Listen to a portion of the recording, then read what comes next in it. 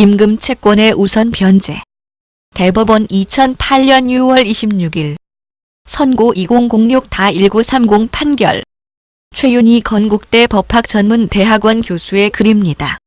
1. 사실관계. 원고은행 X는 A회사 소유의 부동산에 관한 1순위 근저당권을 설정한 자로서 이 근저당권을 실행하여 부동산 경매 처분 결과 2005년 1월 21일에 배당이 실시되었다. 한편 A회사 근로자들이었던 피고들 Y는 2003년 10월까지 A회사에 근무했다.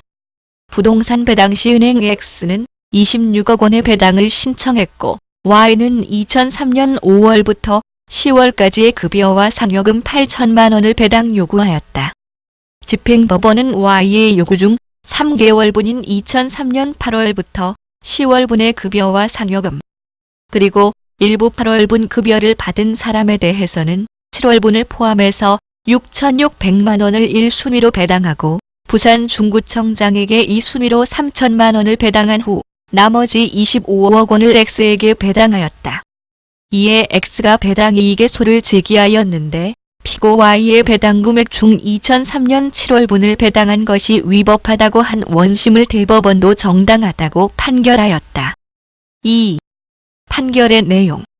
현행 근기법으로는 38조인 구근기법 제37조의 제2항, 제1호에 의해 우선 변제 대상이 되는 최종 3개월분의 임금은 근로계약 종료 시점부터 소급하여 3개월 이내인 2003년 8월분, 9월분, 10월분의 급여 및 상여금이고 8월분 급여를 받은 사람이라고 하여 7월분 급여가 여기에 포함되는 것은 아니므로 7월분 급여의 배당은 위법하다고 보았다. 즉, 우선 변제 특권의 보호를 받는 임금 채권의 범위는 임금 채권에 대한 근로자의 배당 요구 당시 근로자와 사용자의 근로계약 관계가 이미 종료했다면 그 종료 시부터 소급하여 3개월 사이에 지급 사유가 발생한 임금 중의 미지급분을 말한다고 하였다. 3. 해설. 1. 임금 채권 최우선 변제 조항의 의미. 현행 근기법 제38조 제1항에서는 임금 채권의 우선 변제를 규정하고 있고 제2항에서는 최종 3월분의 임금과 재해보상금에 대한 최우선 변제를 규정하고 있다. 이 중 제1항은 일반 채권자들 다 우월한 법적 지위로서의 우선 변제를 인정한 특칙 정도로 해석할 수도 있지만 제2항의 최우선 변제 조항은 담보물권 및 조세 공과금 등에 우선하는 것으로서 물권의 대외적 효력 원칙에 대한 중대한 예외 규정으로서 말 그대로 최우선 변제 효력을 인정한 규정이다.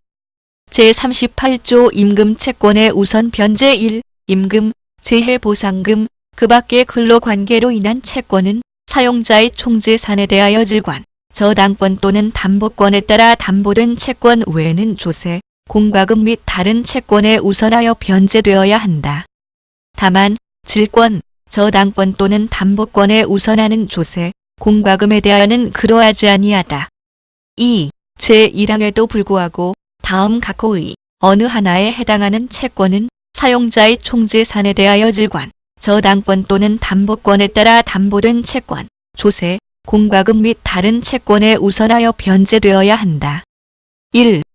최종 3개월분의 임금 2. 재해보상금.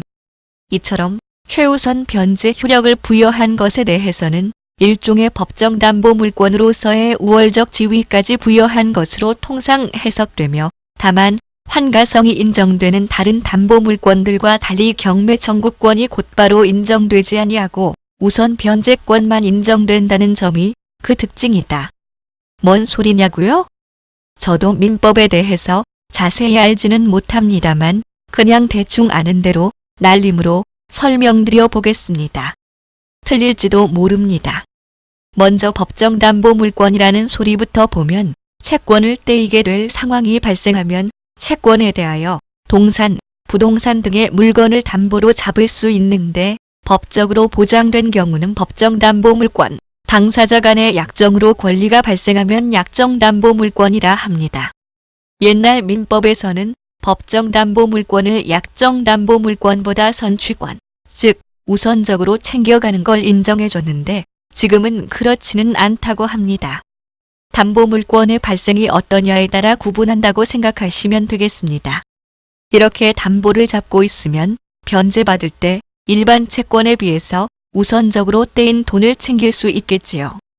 그리고 환가성이 인정된다는 말은 뭐냐면 환가성이란 돈으로 바꿀 수 있다는 거지요. 그래서 경매 청구권, 내가 담보로 잡은 물건을 경매를 해서 팔아달라는 권리죠. 그렇게 팔아넘기고 받은 돈으로 나의 채권을 회수하게 되는데 그때 다른 채권자들보다 먼저 내가 떼인 돈을 돌려받을 수 있는 것이 우선 변제권이라고 이해하시면 되겠습니다. 즉, 우선 변제 조항의 임금 채권은 경매를 하고 나면 우선적으로 변제를 받을 수는 있지만 그렇다고 해서 경매를 해달라고 할 수는 없고 다른 채권자가 신청해서 경매를 했을 때 거기에 끼어들어가지고 떼인 임금을 챙겨 먹을 수 있다는 겁니다. 판례를 보면 우선 특권은 이른바 법정담보물권에 해당하는 것으로서 사용자의 총재산에 대해 질권 또는 저당권에 의해 담보된 채권보다 우선하여 변제받을 수 있는 권리이나 이는 강제집행 절차나 이미 경매 절차가 개시된 경우 그 배당 절차에서 우선하여 변제받을 수 있다는 것이지 사용자가 제3자에게 처분한 재산에 대해서까지 취급하여 우선 변제를 받을 수 있는 것은 아니다라고 하고 있다. 한편 최우선 변제 조항의 임금 채권이 어떤 상황에서도 하늘이 무너지고 땅이 꺼져도 적용되는 것은 아니라고 판결하고 있는데 부동산의 특정 승계 이전에 설정된 담보권에 대해서 임금 채권의 우선 변제권을 인정하지 않은 판결이 있기도 하고 사용자의 지위를 취득하기 전에 설정된 담보권에 대해서도 임금 채권의 우선 변제권을 인정하지 않은 판결이 있다. 이 최우선 변제를 받는 최종 3개월분의 임금의 의미. 최종 3개월분의 임금에 대해 어떤 사람들은 사용자에게 못 받은 임금 중 최종 3개월분이라고 주장하고 있고 법원은 일관되게 근로관계 종료 시점부터의 최종 3개월 중에 미지급된 임금이라고 해석하고 있다. 결국 총액 제한이냐, 기간 제한이냐 하는 입장이 대립된다고 할 수 있겠다. 법원은 담보물권자 등 다른 이해관계인들의 재산권 및 거래 안전의 보호라는 요구와 근로자 생계 보장을 위한 임금 채권 우선 보호라는 상충되는 요구 사이에서 기간 제한이라는 원칙을 세운 것이라고 보인다. 3. 임금 채권 최우선 변제 규정의 입법 변혁. 임금 채권 우선 변제 규정은 1974년 근기법 개정 시 도입되었는데 이때는 일반적인 우선 변제권만 인정했기 때문에 사실상 도산에 빠진 사용자의 조세, 공과금과 각종 담보물권을 제외하면 남는 게 없어서 유명무실한 규정이라고 비판받았다. 그래서 1980년 법 개정 시 임금 채권을 조세, 공과금에 우선하는 것으로 개정하였고 1987년 개정에서 최종 3월분의 임금에 대해 최우선 변제권을 인정한 이후 1989년에 최우선 변제 대상에 퇴직금과 재해보상금을 추가로 포함시키게 되었다. 그러나 퇴직금 전액의 최우선 변제권 인정은 헌법상 과잉금지 원칙에 위반된다는 이유로 헌법불합치 결정이 내려졌고 이후 1997년 개정 시 최우선 변제 대상 퇴직금은 최종 3년분으로 제한되었다가 2003년에 퇴직급여법에서 규정되면서 근기법에서는 빠지게 되었다. 즉, 최우선 변제 대상은 최종 3월분의 임금, 최종 3년분의 퇴직금, 재해보상금인 것이다. 4. 판례의 평가. 임금 채권의 최우선 변제 내지 법정담보물권성 부여는 대표적인 사회, 정책적 고려에 기인한 입법이다. 따라서 환가성을 인정하지 않거나 경매 청구권을 인정하지 않는 것도 시간이 지나면 바뀔 수도 있는 부분인데 다만 근로자의 근로 대가로서의 임금 채권을 보장해주는 것만큼이나 입법에서 고민할 또 다른 문제가 바로 거래의 안전과 다른 이해관계인들의 재산권 보호라 할 수 있을 것이다. 헌법재판소가 퇴직금 전액을 최우선 변제 대상으로 한 것에 대해 위헌이라 판단하면서도 이후 최종 3월분 임금과 최종 3년분 퇴직금의 최우선 변제 대상은 합헌이라고 한 것도 그 이유일 것이다. 대법원도 그런 고민을 통해 최종 3월분의 의미를 기간 제한으로 해석하는 입장을 취했다고 보여지며 이는 향후 법 해석뿐만 아니라 입법론상으로도 계속 고민하고 논의해야 할 부분으로 보인다. 대상 판례의 문제는 최종 3월분이라는 것이 총액 문제인지 기간 문제인지였는데 법리에 의한 해석보다는 어떤 처지의 사람에 대해 법적 보호가 우선적으로 주어져야 하는가에 대한 법철학적 문제, 사회정책적 문제라는 것으로 결론을 내리셨네요.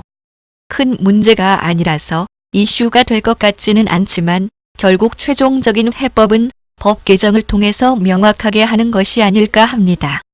도움이 되셨길 바랍니다. 들어주셔서 고맙습니다.